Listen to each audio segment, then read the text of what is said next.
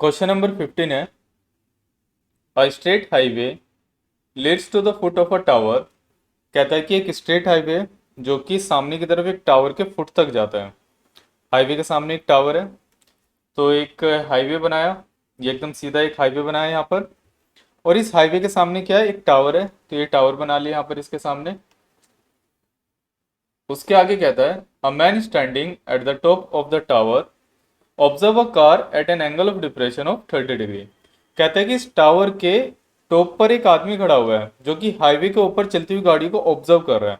और उसने ऑब्जर्व करा कि सामने की तरफ एक गाड़ी है और उस गाड़ी का जो एंगल ऑफ डिप्रेशन बन रहा है वो बन रहा है 30 degree.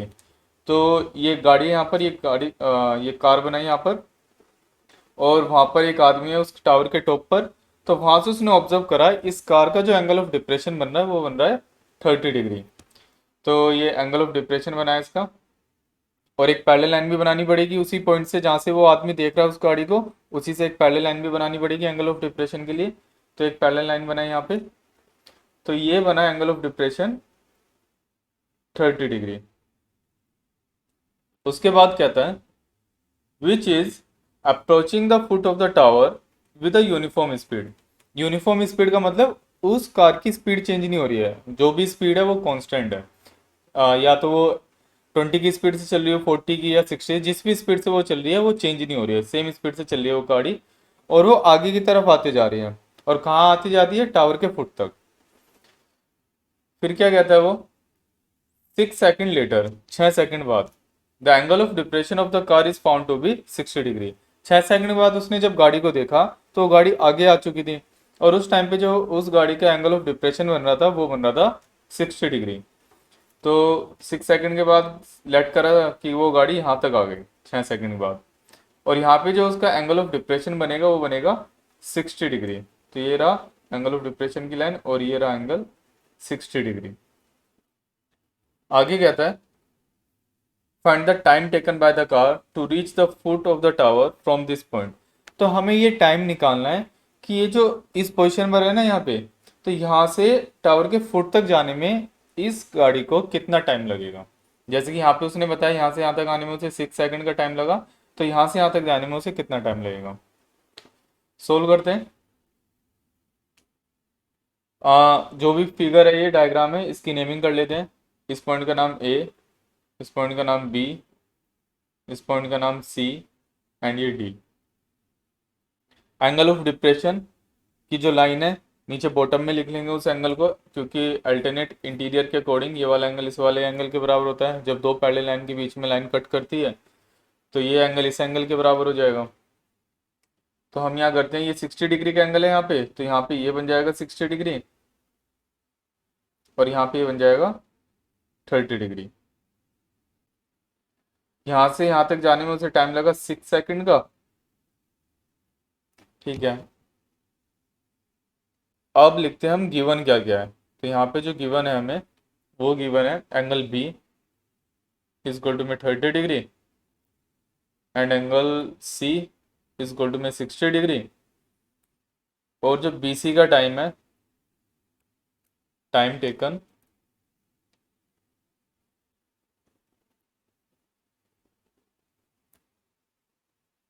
Bye car from B to C, B से सी की तरफ जाने में उसे कितना टाइम लगा, 6 सेकंड का टाइम लगा। ये सब हमें चीजें गिवन है। अब देखो, अभी तक जो भी हमने क्वेश्चन करे इससे पहले वाले सब के अंदर हाइट एंड डिस्टेंस की बात हो रही थी, मीन्स डिस्टेंस की। ये पहला क्वेश्चन ऐसा है जहाँ पे टाइम की बात हो रही है। तो हमें क्या करना पड़ेगा, यहाँ पे इसे डिस्टेंस को, सॉरी, टाइम को डिस्टेंस में कन्वर्ट करना पड़ेगा। उसके लिए हमें यूज करना पड़ेगा डिस्टेंस का फॉर्मूला। हम जानते हैं कि डिस्टेंस किसके बराबर होता है, डिस्टेंस बराबर होता है time multiply by speed. Time तो है हमारे पास, स्पीड नहीं है हमारे पास गाड़ी की, तो स्पीड को हम क्या कर लेंगे, लेट कर लेंगे। तो इस क्वेश्चन को सोल्व करने के लिए हम यहाँ पर लेट करते हैं, क्योंकि उसने बोला भी है यूनिफॉर्म स्पीड है, तो लेट तो करना ही पड़ेगा स्पीड को। Let the speed of car is equal to में एक्स, और ये मानूंगा मीटर पर सेकंड। मीटर पर सेकंड इसलिए क्योंकि अगर मैं किलोमीटर पर आवर इसे मानता हूँ स्पीड को, और टाइम यहाँ पर सेकंड्स में गिवन है, तो उसे फिर चेंज करना पड़ेगा, तो पहले ही इसे लेट कर लो मीटर पर सेकंड में। अब निकालते हैं distance. Distance travel in 6 second. 6 second में उसने कितना डिस्टेंस ट्रेवल करा, मतलब यहाँ से लेके यहाँ तक उसने कितना डिस्टेंस ट्रेवल करा। फॉर्मूला होता है time multiply by speed. Time है 6, स्पीड है x, तो ये हो गया 6x, कितना मीटर। और ये कौन सा डिस्टेंस है, ये BC का डिस्टेंस है, तो BC की वैल्यू आ गई हमारे पास 6x। अब सिंपल सोल्व करेंगे। अब देखो क्या है कि यहाँ पे दो ट्रायंगल बन रहे हैं। एक ट्रायंगल बन रहा है ACD, ये वाला छोटे वाला ट्रायंगल, और दूसरे वाला ट्रायंगल बन रहा है ABD।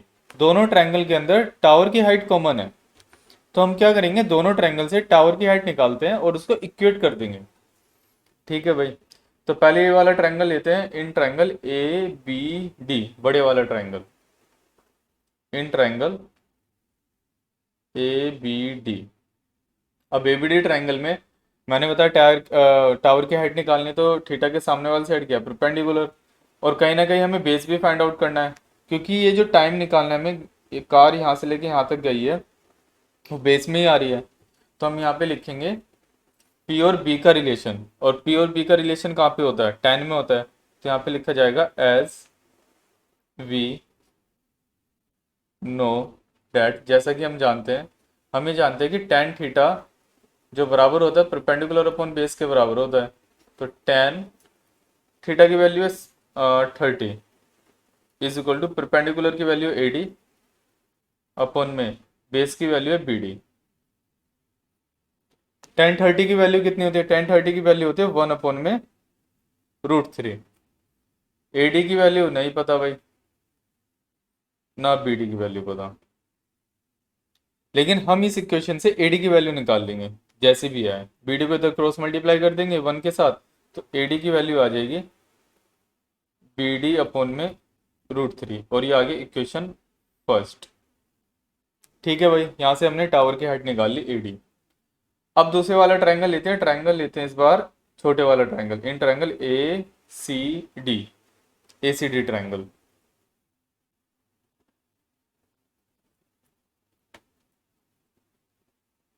In triangle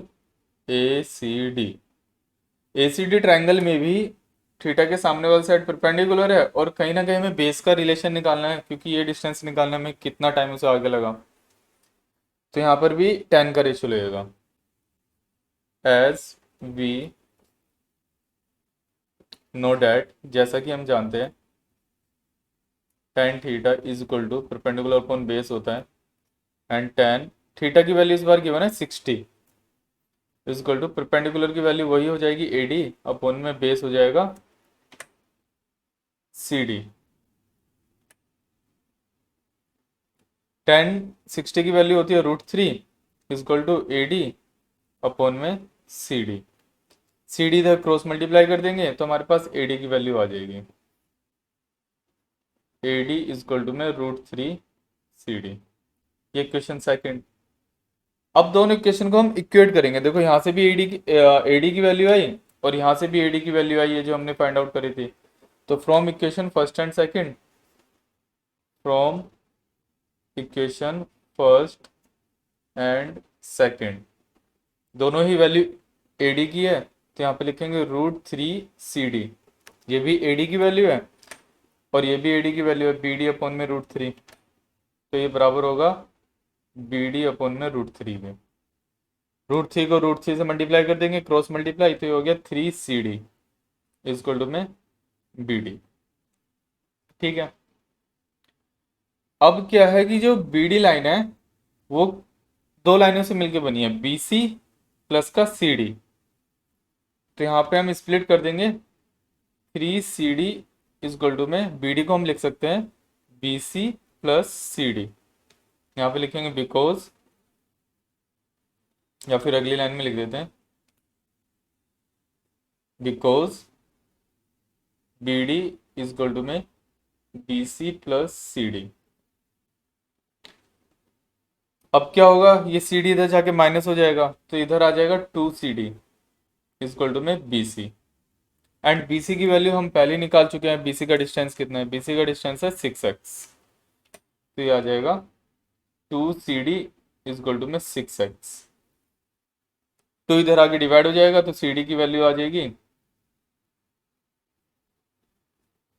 3x। तो CD जो है नहीं हमारे पास क्या है, डिस्टेंस है। लेकिन हमसे पूछा क्या उसने, time taken by the car, car को कितना टाइम लगा। और टाइम का फॉर्मूला होता है distance upon speed, time taken distance upon speed. Distance कितना है 3x, स्पीड कितनी थी x, क्योंकि हमने स्पीड क्या लेट करी थी, x लेट करी थी। तो यहाँ पे हो जाएगा x से x कैंसिल आउट, तो टाइम आ गया 3 सेकेंड। That is answer.